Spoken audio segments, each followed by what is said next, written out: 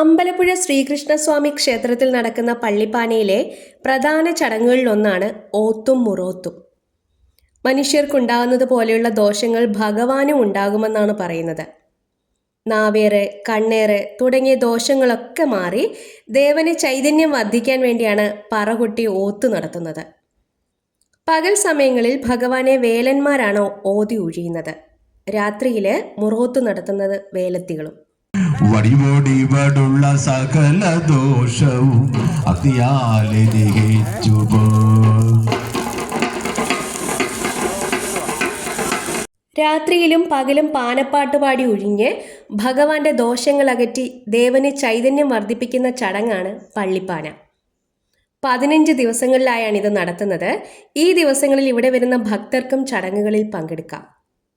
പള്ളിപ്പാനയുടെ പിന്നിലെ ഐതിഹ്യ കഥ എന്താണെന്ന് ഇതിനു മുൻപൊരു വീഡിയോയിൽ പറഞ്ഞിട്ടുണ്ടായിരുന്നു. അപ്പോൾ എല്ലാവർക്കും കണ്ണൻ്റെ അനുഗ്രഹം ഉണ്ടാവട്ടെ.